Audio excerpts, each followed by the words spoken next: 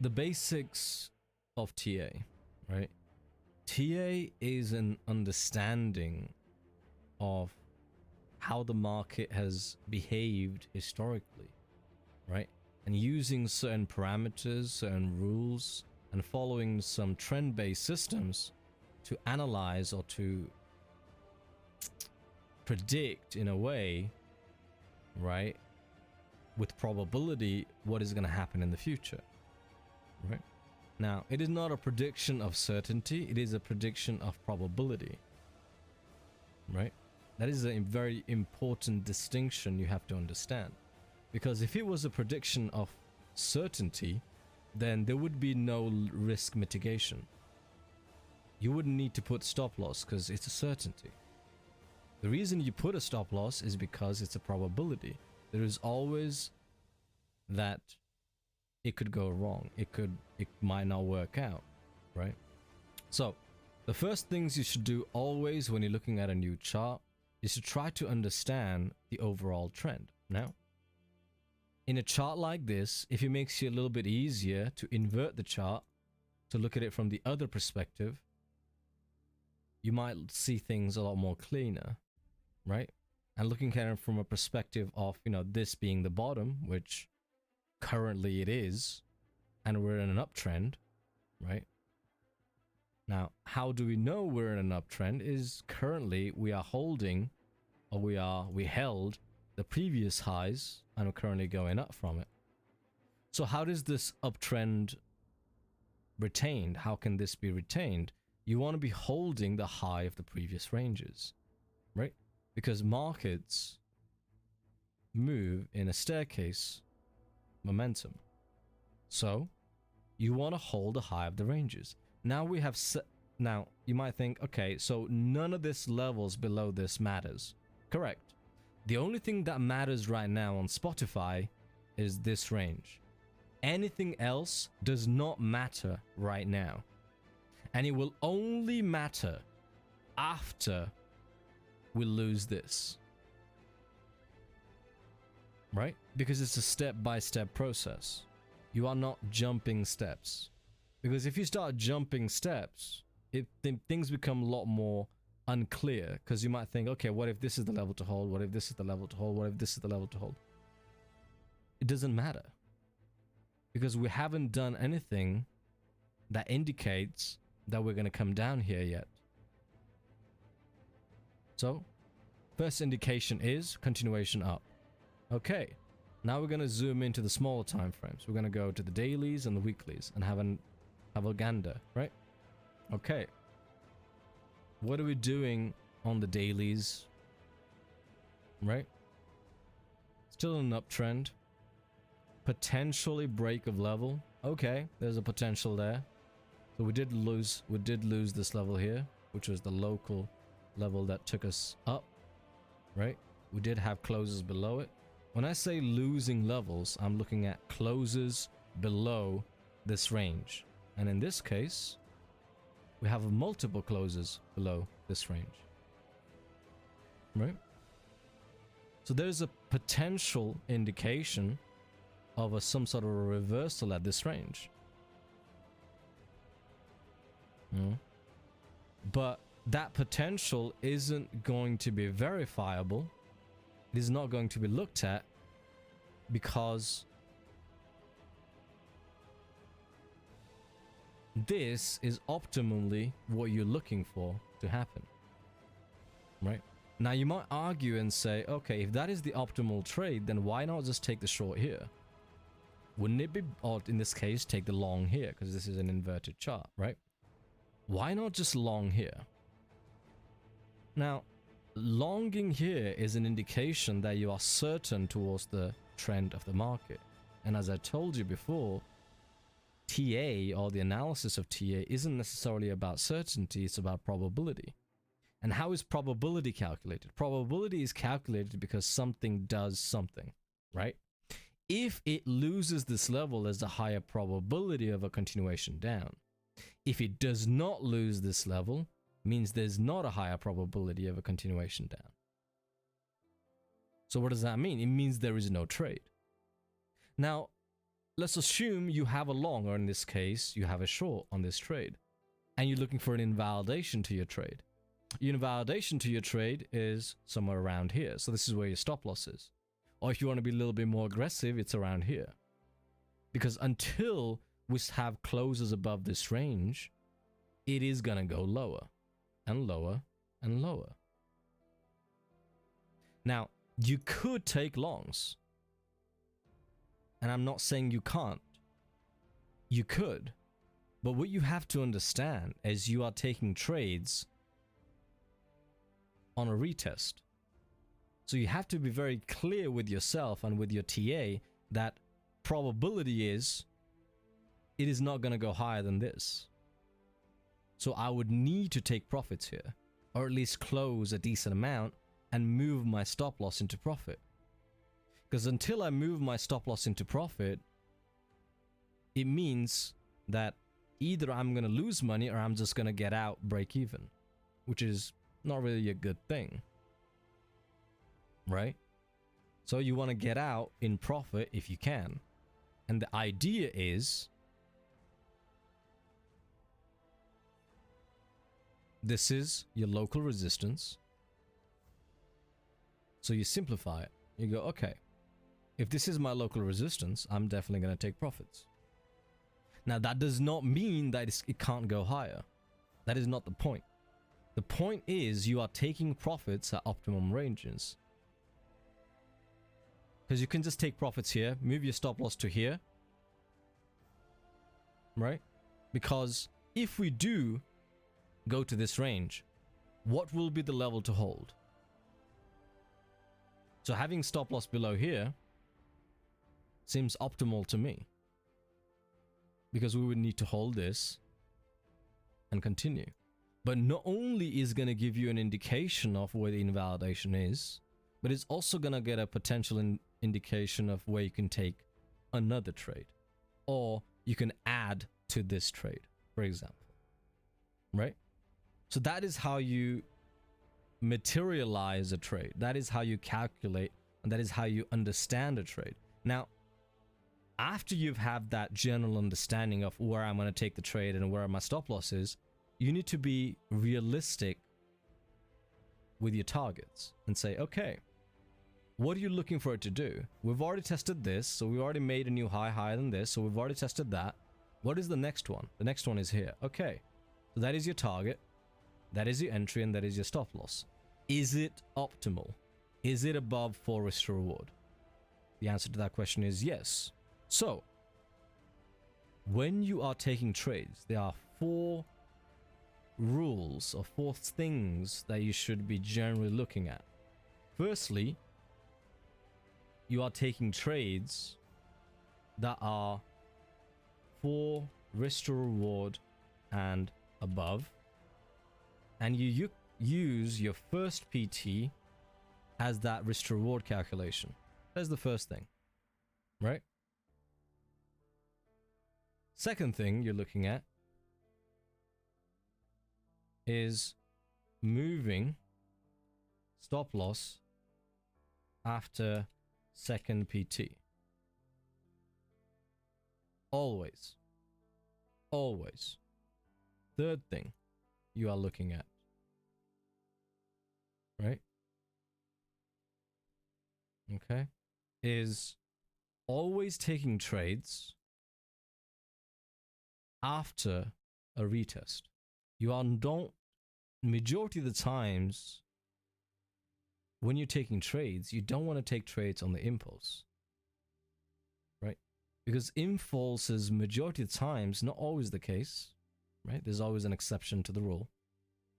But majority of the time, you are always looking at it from a perspective of, okay, I'm going to wait for it to close above and gain above. I want multiple closes on the hourly or the 4 hour. And then I'm going to take the trade with stop loss and my target, which are realistic. So these are majority of the times you are using this sort of a mechanism to take the trades. And it's the same thing on the inverted when you're taking shorts, for example. It is the same system. And it's very basic system. And it is basic, but it's very, very important. Because majority of the times, the most profitable of trades, right? The most profitable of trades are the trades that are reversals. That give you the most optimum risk to reward and the most optimum profitability, right? So trying to understand when the reversal is going to happen is not only suitable, but is paramount to become long-term profitable in the markets. Now, I'm not saying that is the only way. It might be other ways. Like I said, there's exception to every rule. But this is the most optimal slash, I don't want to say easy, but optimum slash consistent way that you can analyze things, right? So only taking trades after a loss or gain of levels. Now the question now arises, what is a loss and what is a gain?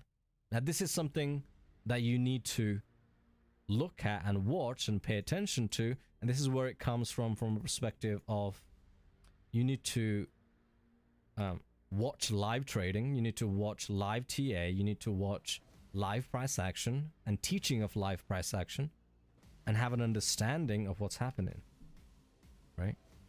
Because that is what you want to have in your brain. Because that's how you learn. You learn by osmosis.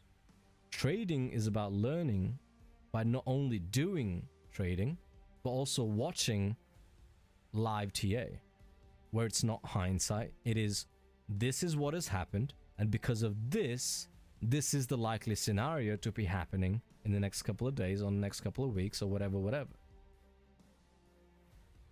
Right?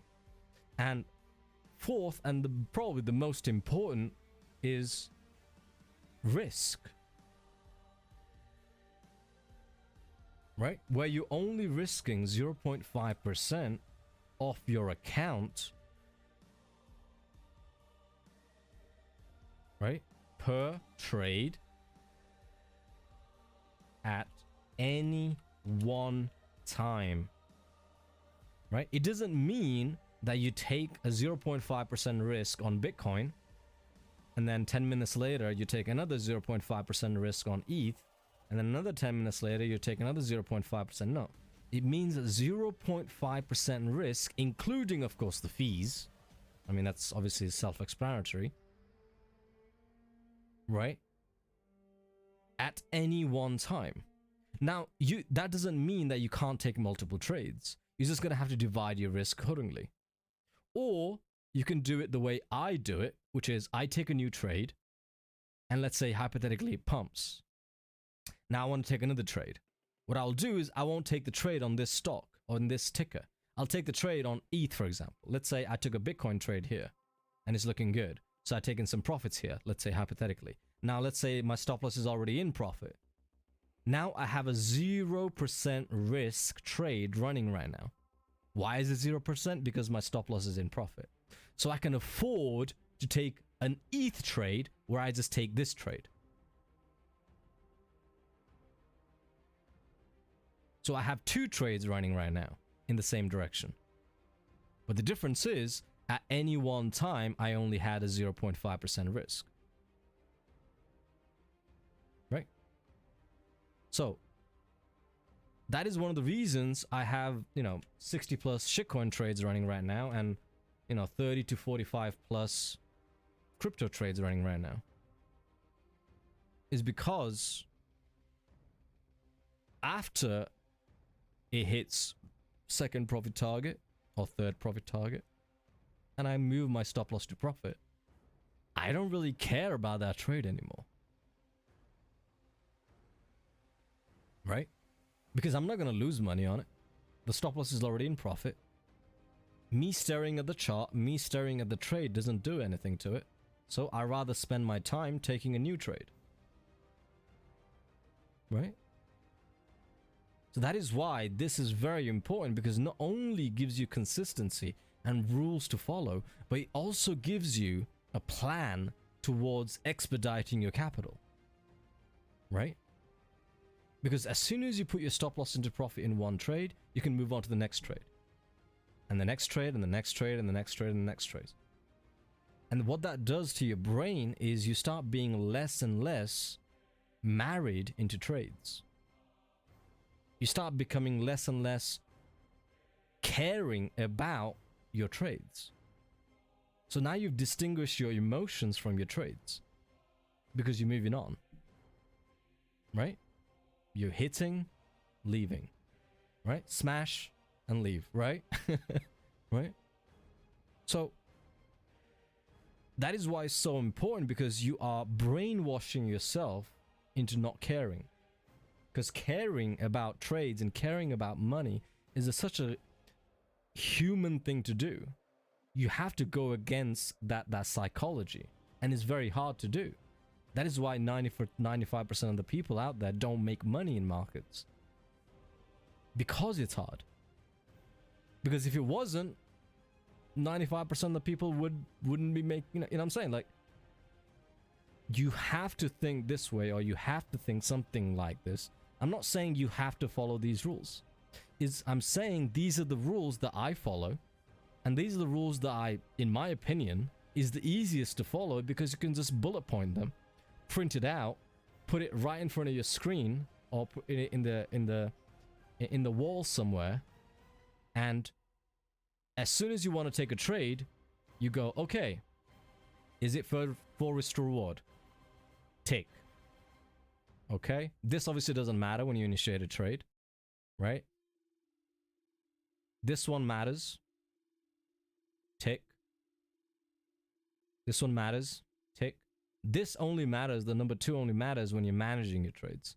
And managing trades is also very hard for a lot of people, right? Like, you've understood yourself many times, I'm sure, that you've been in a trade and you think to yourself, okay, I think it's going to go higher. I believe it's going to go higher. So what I'm going to do is I'm not going to take any profits around this range. I'm not going to move my stop loss to profit, because, but what if the market does a retest and hits my stop loss, I get stopped out, and then it pumps? You start becoming that fearfulness, right? About what could happen.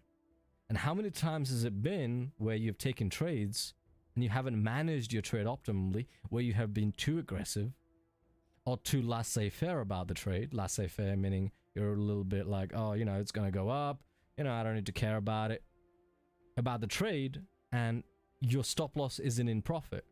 The only time you want to be laissez-faire about your trade, meaning that, you know, I don't really care. If it goes high, I make more money, is when and after your stop loss is in profit, where there's zero risk involved.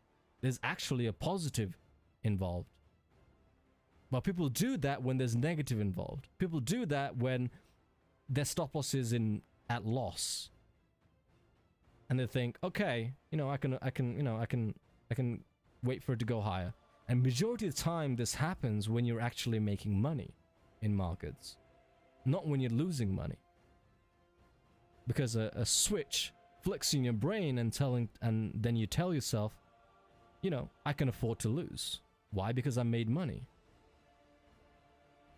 And then you start thinking emotively rather than logically. You start throwing your plans out the window that actually made you money in the beginning. Right? And after you take one bad trade, you go, okay, it's not that bad, you know, I still have the money. You take another bad trade and you go, okay, you know, it's fine. Another bad trade, and then you go, okay. Now you start revenge trading. Now your psyche has moved from idea of making money to idea of making money back. Because you knew you could make money before and how easy that was, or how hard that was. Now you're trying to get that hit. Now you're trying to get that rush. Now it becomes about revenge trading rather than anything else. And now you've gone down the rabbit hole, and it's going to be a never-ending domino until you sit back and then you look at yourself and go, why the fuck did I do that? And you're not going to do that until you're in negative. And by the time you're in negative, it's already too late.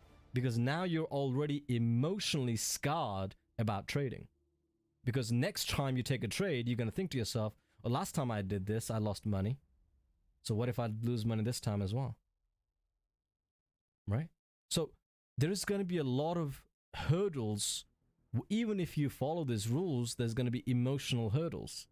Now, there is a way to dampen those hurdles. And there's a couple of rules I would say to not necessarily you need to follow, but think about, right? First rule is the reduction of risk. Let's say you took a trade, right, where you're risking $100. So if you know, I was going to do 100% there for a bit. If you were to lose money, you lose $100. And you're fearful to lose $100. But what if it's $50? Are you still fearful? What if it's 25? What if it's 10? You're still going to take the trade. But I hope you guys agree, you're going to be less fearful to take this trade than this trade.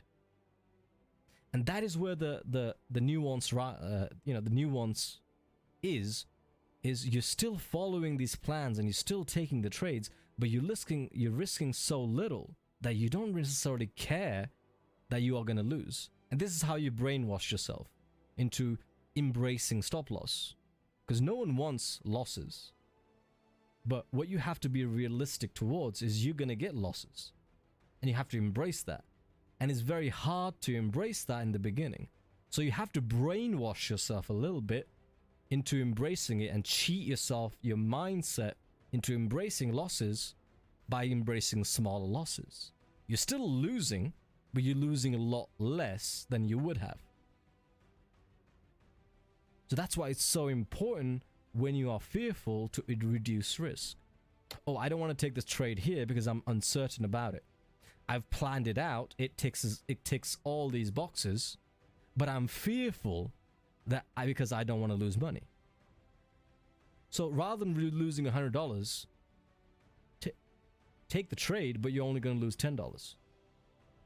Follow this rule and take the trade that you're only going to lose $10. But take the trade. Right? Most people, when they're fearful, they don't take the trade. And I always like to quote, the boy Genghis Khan, right? If you are, right? If you're scared, don't do it. But if you're doing it, don't be scared. So if you planned it out and it follows all the moves and you're thinking of doing the trade, don't be scared. You already know what you're going to lose. Right? So what it does is it reduces your fear. And not only that, but you brainwash yourself into thinking less emotively and more logically. Skinner, I want to catch the bottom. Right? Because whenever people ask and go, oh, why do people trade this way? Why do people trade like a machine? Or why do people trade using logic? And you go, oh, it's easy, just do it this way. It is not easy.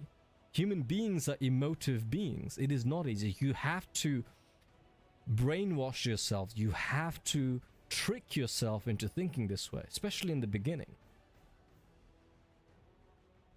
Right? You have to follow strict rules. Right? It's like when you try, when you're relatively fat and you're trying to, lose weight. You have to follow strict regimes. Right? Because otherwise you just want to eat. It's a human psyche to be comfortable in what you're in. Right? And for you to be uncomfortable, you have to brainwash yourself to be uncomfortable. Right? Come on, baby. And the uncomfortability we're talking about here is the idea of losing money. No one wants to lose money, but you have to be realistic. Right? Because no one has 100% hit rates in the market. It doesn't exist. So you are going to lose money. The question is, what are you going to do when you lose money? And this is the answer to the question. If you're following these rules, if you have this mentality, you're going to be less scared of losing $10 versus losing $100, for example. Because now you know the unknown. Exactly. Right? The unknown, the darkness is fearful, but you're going to the darkness with a flashlight. You're going to be less fearful. It is still scary, but it's a lot less scarier because you're following certain rules and following certain parameters. And this is very hard in the beginning. It is not easy. But this is the way. This is the way. This is how consistency is born, and this is how consistency is created. And trading, when it boils down to it, it's all about consistency. Come on, baby. Consistency in your thoughts, consistency in your process, and consistency in your profitability. If you hit these three targets, you don't need to aim to make money. You will make money passively. Right? Because if you start thinking, I need to make money, you are thinking emotively rather than logically. But if you're thinking in terms of, I need to follow these rules and these parameters, and you do it almost automatically or more systematically or robotically, whatever you want to call it, it is going to be a lot more easier for you to follow because it doesn't involve emotions, feelings. It is a bullet point. It is a tick box, and you tick those boxes. And it makes life a lot more easier, a lot more calculable. And a lot of this is used, and you need to use a trading journal. Because if you fuck up, how do you know you fucked up? You don't need to buy, the trading journal courses, or you don't need to buy any of that shit. Just get an Excel file, and all you need in your trading journal is the date of the trade, the ticker, or the currency pair, or the shitcoin ticker, whatever it is that you're trading, where your entry was, where your stop loss was, where your first profit target was, where your second profit target was, what was the risk to reward for the trade, right? What was the risk for the trade in terms of percentage? And did the trade work out? Maybe a chart. That's all you need for that trade. How long does that take? Maybe a minute, maybe 1.5 minutes, maybe 2 minutes. How many trades are you going to do in a week? 10, 20? That's all you need. Because that way you can go back and check, did I follow these rules? Or did I just willy-nilly took a trade because I felt like it? Because I felt that it was going to pump. I felt that it was going to dump. FOMO, FUD, all that shit. Right? So it removes the thinking of emotively. And it inputs the thinking of it logically and systematically. And that is what leads to consistency in trading. And that is what leads to profitability in trading in the long term. Any guy can be profitable in the short term. You've all been there before. You've all made some money in markets before. But the trick is to keep that money. The trick is to hold on to that consistency of your earnings, which I'm sure you guys know, that is fucking hard. But it becomes a lot more easier if you follow certain systems and you follow certain rules. And hopefully this beginner session helped you to understand some premise towards the understanding, a basic understanding of the psychological mindset and also TA mindset towards trading, and how you should think potentially and how you should trade. All right. So the TLDR is 4 rules that you would be looking to follow. Number 1, 4 risk to reward and above per trade. And you'd calculate your 4 risk to reward by using your first profit target. Second rule, moving the stop loss after your second profit target. Third rule, only taking trades after a loss or a gain of levels. So you're taking confirmation trades rather than impulsive trades. And the fourth, and maybe the most important rule, is risking 0.5% of your account per trade at any one time. And if you're still fearful that you don't want to lose 0.5%, reduce it, half it to 0.25. If you're still fearful, half it again, until you get to a point where you're not fearful anymore. Okay? Because the aim of the game isn't necessarily when you're starting out to make as much money as possible. The aim of the game when you're starting out is to have a system that you can do consistently that makes you some money consistently.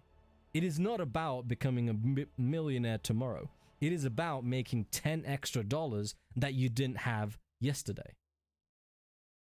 Making $20 extra that you didn't have yesterday. $1,000 extra what you didn't have yesterday. $10,000 extra what you didn't have yesterday.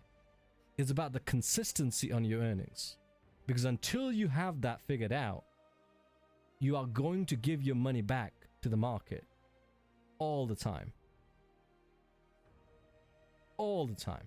It might not happen tomorrow. It might not happen next week, but it is gonna happen in the future for majority of you people. It's not gonna happen to everyone. There's an exception to the rule. Are you the exception? No, you are not the exception. You are the rule. Okay? And that's it. That is my rant / teaching moment about the basics of TA and the basic mentality of TA. And that's about it. Cheers. All right. How long was that? That was actually relatively long. Anyway, so that's the recording.